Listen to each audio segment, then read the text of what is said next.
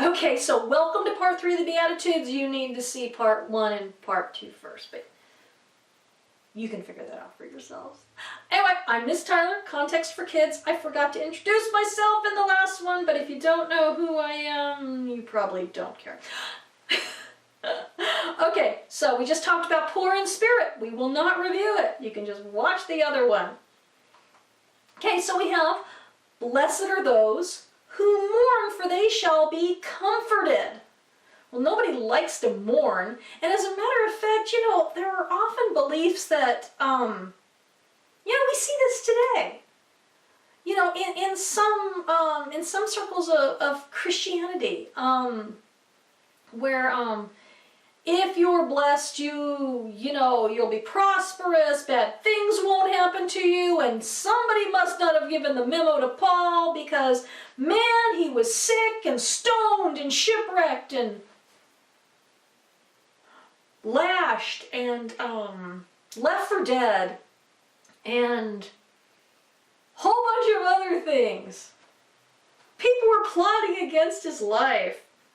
Jews and Gentiles. I mean, he's just like not the most popular guy on earth. And at the end of his ministry, he was rejected by just about everyone who he had ever taught and loved. It was really sad.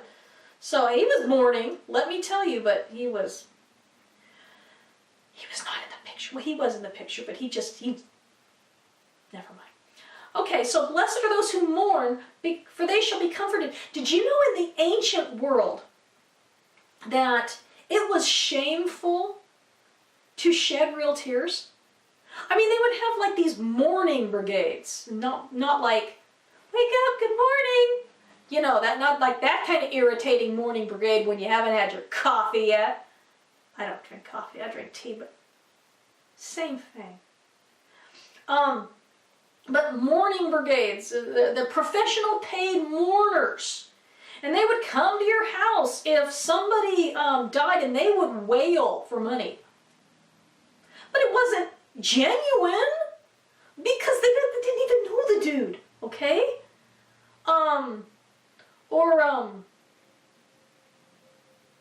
And they would also, there were things that were expected of you. You would try and throw yourself into the grave, which was a cave, not, like we're used to. So they would have a cave, and they'd pull a stone away, and they'd put the dead person in there, and his mother would, and the other people would hold it back. Those were publicly acceptable signs of mourning.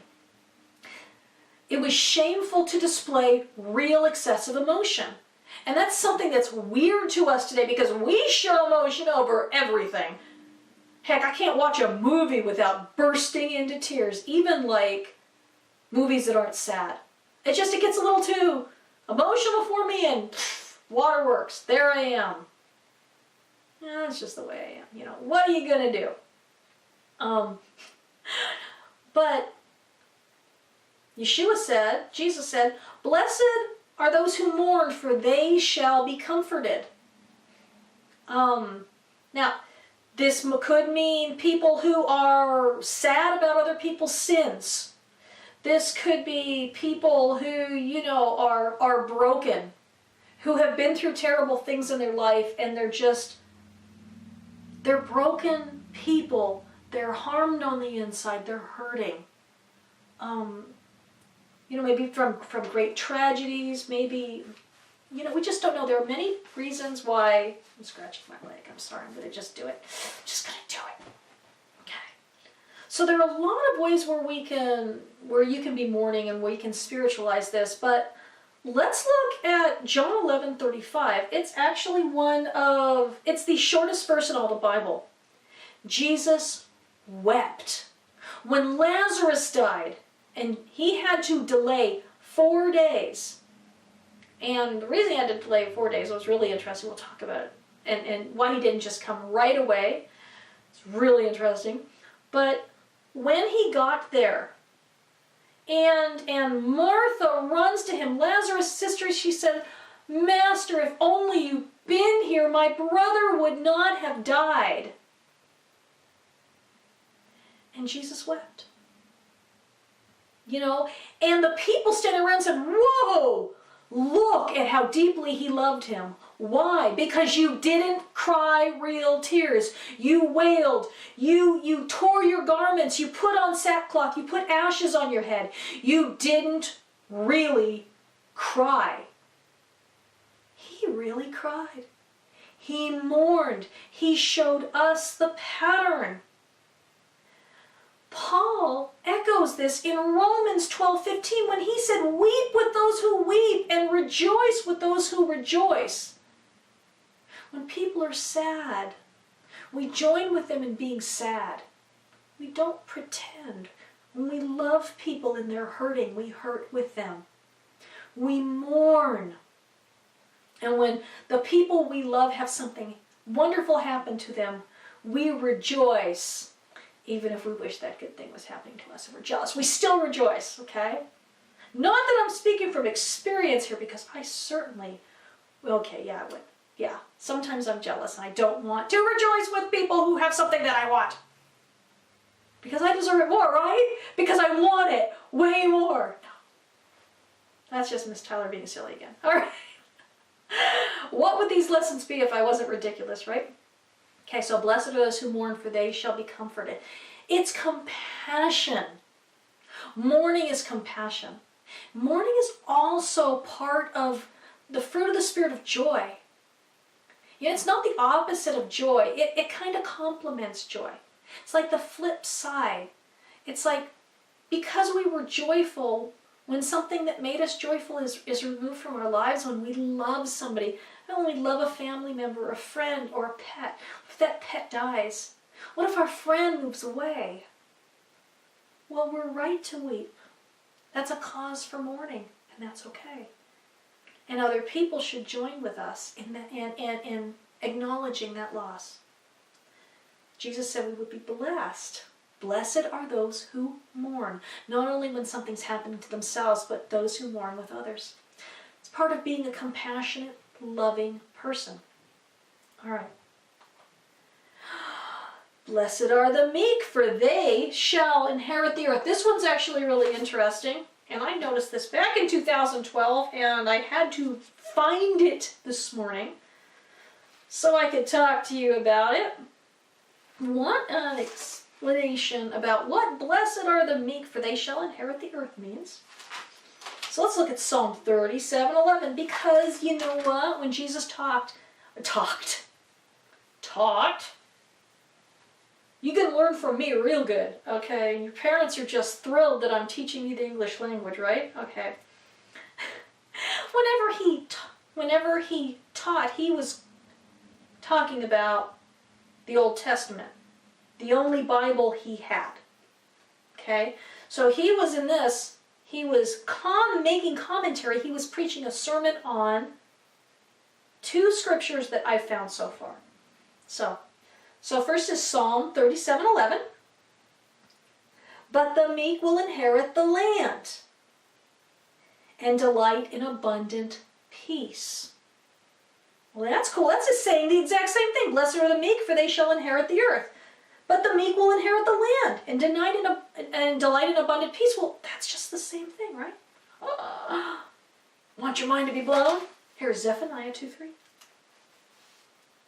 Zephaniah is one of the lesser-known prophets. Of course, I don't like it when they call them minor prophets, because, I mean, when I look at the stuff they come up with versus the stuff that I come up with, it's like, they don't seem very minor to me. They seem like, and I'm not a prophet, of course, I wasn't saying that, but I'm just saying, what they write and what I write, not really in the same ballpark. Okay? So if they're the minor prophets, I'm like the little Miss Insignificant, nothing. Alright, so, Zephaniah 2:3. Seek the Lord, all you meek of the land, who have executed his judgments. Seek righteousness, seek meekness. Perhaps you will be hidden away on the day of the Lord's wrath. Now your parents are going, oh my gosh, Revelation 4:10? I can't remember. But Revelation something, where it talks about being hidden away on the day of the Lord.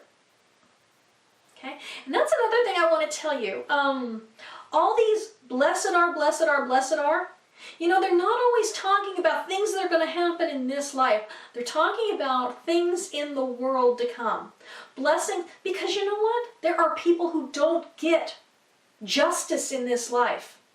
I'd be lying to you if I said everybody gets justice. There are people, and that's why Yeshua said that we have to take care of the poor and the widowed, the orphaned, the wrongly imprisoned, the sick. You know, there's no justice in the fact that some people are born poor. There's no justice in the fact that some women's husbands die. There's no justice when, you know, a child is orphaned. It's, you know, I'm talking about it's not what they deserve. It's not what, if we were still in the garden before, you know, Adam, this stuff wouldn't be happening. It's not the original intent for people to be poor, widowed, orphaned, falsely imprisoned. Well, that's never God's, you know. Joseph, hello, he didn't deserve that. God used it, but he didn't deserve that. And sick. You know, people are born disabled. They didn't do anything to deserve that. You know, they didn't get in a drunk driving accident and end up all broken and crippled. You know, you know, someone I love more than my life was born disabled. It wasn't like he deserved it. Although, you know, that's unjust. In the world to come, he won't be disabled, you know. In the world to come, there won't be believers who are poor. There won't be believers who are in jail falsely. You know, I mean, Messiah's not going to let that happen, right? And there will be no more widows, and there will be no more orphans, and every tear will be dried, and you know. So, we may not see justice in this life, but it's our job to make sure that no one is treated unjustly by our actions. And we can do a lot of good in the world by not behaving badly. So, in some versions in Zephaniah 2:3, it talks not about meekness, but humility, being humble. Again, we have that humbleness. In Jesus' day, there were an awful lot of people who were very warlike, and they wanted to take the kingdom of heaven by force. There's even a verse about that, and I can't remember the verse number right now. But they were called zealots. And well, we're going to talk about that actually when we get into the peacemaker, so I'm not going to go onto that too much now. But people who are meek, they don't go after other people, okay? They're humble. They're not the people who are warlike. A lot of these Beatitudes overlap a lot, okay? And you'll see the same themes coming up over and over and over again. You see humility coming up a lot. You see peacefulness coming up over and over and over again. You see poverty and need and lack of one form or another. You see, in those days, when the amount of honor you had was dependent on taking it from other people, people would stop at nothing. Even people who were following God's laws, they would find ways around them so that they could do terrible things to each other in order to gain more for themselves. As a matter of fact, the Talmud in Yoma 9b, which was written, it was all written before the 6th century AD, so 600 years, within the 600 years after Jesus died. The Jews wrote, you know, they didn't like the people in the 1st century very much. They called it a time of gratuitous hatred. That Jews were gratuitously hating not only each other, but people on the outside too. They had very little nice to say about them. It was a horrible time. And what they were doing to each other just to try and get honor, just to try and get renown, was horrible. Okay? We would call it shameful today, but they would call it honorable in the 1st century. And Messiah was all caught up in that. But, you know, read, honor, and shame the Bible. It's a lot easier if you let me write it out, because I'm not the greatest speaking teacher in the world. But there were people who wanted to get power and get control and everything through violence. But here it's saying the meek, the humble, the non-warlike are the ones that are going to inherit the earth. Not you people who are rising up and, you know, in violence. So, okay. Here we go.